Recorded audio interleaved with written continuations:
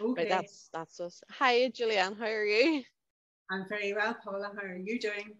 I'm pleased to see you and I'm glad you're here. Today's session is basically for you to tell us a wee bit about your own career journey and how you've got to where you're at. I have 5 questions, but obviously you can add whatever information you feel relevant to it. Okay. Yeah. So Yeah. if you want to tell us a wee bit about maybe what you're doing now and what you enjoy about it, and what sort of client or what sort of person would you be seeking, or do you like working with, that type of thing? Okay. All right. So at the moment, I am very specifically, and my niche is the couple of seconds between something happens and we have a choice to react or respond. And then after that, we say, oh, I reacted not so well.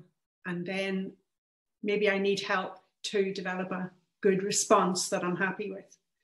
So my effort and my work and my interest is to kind of unpack what happens when things aren't going so well, so that you're not getting the results you want, and to create a really good response that gives you a good feel.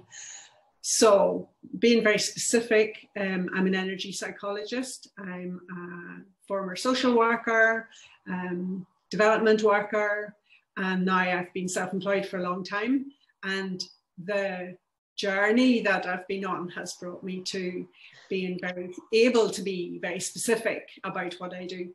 My interests are in birth work, birth trauma healing, anxiety, phobias, all kinds of things in that realm. And I usually work with women, but I do also love to work with men. Very good. Very good. And how long have you been doing this role for, or this? This road has been a long road. All right. So the 11 plus was probably, the 11 plus disaster was probably the, part of setting me out on this road. Not getting the 11 plus, feeling academically insecure for most of my life, in fact, led me to go through school and university on a wing and a prayer. So I had no confidence in my ability at all. In fact, I think I was 40 before somebody said to me, "You're intelligent." And I thought, who, me? Like this. So anyways, the academic effort was big for me, but I did manage to get a first job, and that was as a junior social worker in the Royal, and it was medical social services department, and it was in the Troubles. So although I didn't experience it as being dark and grey and black, it was a very dark, grey, black time of life. So I discovered I didn't like to be the authority of it. So I was kind of pushing against that. And when it seemed as though I should, other people telling me, go to university in Edinburgh to be doing the professional training, I left the country. I went to Africa. I just got on a plane and went. And met my husband, actually. That was kind of fun. And in meeting him, and he had done psychology degree, and he was in development work, and he was Dutch and living in Africa. I was saying, well, are you ever going to come home? And he said, well, yes, of course, I'll return to Europe at some stage. And that was us then for a couple of years. And we together then moved to Lesotho, which is the so-called Switzerland of Africa, high mountains, snow on top, but really all the African sun. And the work that he went to do, and then I subsequently joined in a different way, was development work. And the development work was similar in its way to social work, I thought. Social work was helping people help themselves. Development work was helping people help themselves, but a new dimension of give somebody, instead of giving them fish to eat, give them a rod and show them how to use it to know how to fish. That whole concept really fascinated me, so I wanted to stay in development work. And throughout 6 years there, we had our 2 daughters at home births, and I got through that really well. And I was like, whoa, this wasn't traumatic at all. This was great fun.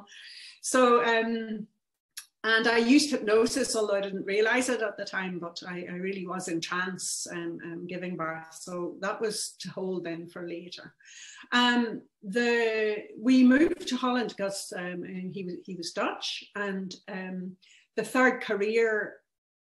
second career developed in that we were in a Dutch co-financing agency. We were funding projects for Africa, Asia. He was head of department for Africa, and I was kind of a minion, but I was really finding myself in the working world, and I was discovering that I liked the informal, very diligent work ethic, and I quite enjoyed working in team, and I was committed to the work we were doing.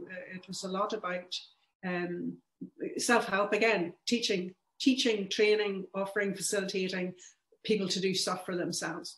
So I did that, and I did a master's in The Hague, and my girls were little, and on the day that I got my degree, I passed my 11 plus. So that was my academic healing done. So that was then the healing journey element was very important to me then too.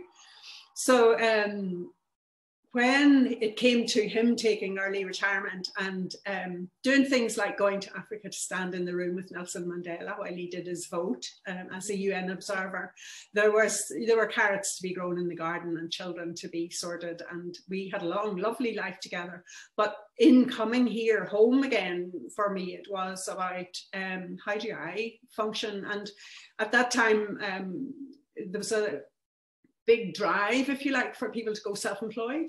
And I thought, well, I have been finding it difficult to work in a strict system. I quite like teamwork, and our marriage and family life was very much team-based. And so I thought, well, I'll now see if I can do this myself. So I did some research, and I decided then to do hypnosis and NLP as being trance work for trauma, and loved the way that I could find humor and use language, which is my thing, then metaphor and creative visualization and positive suggestion and like major stuff that pleases me enormously. So then I came upon Reiki.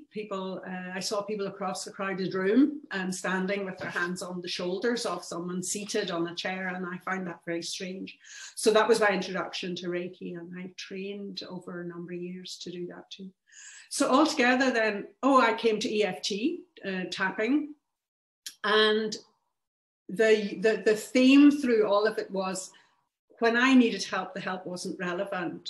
When I wanted to offer help, it was to soothe that part of me that was not needing to feel as guilty or ashamed of making mistakes in life, and really wanting the confidence and the courage and the calm to carry on, and to know the skills that we could use in our kitchens. So that really has been the foundation of my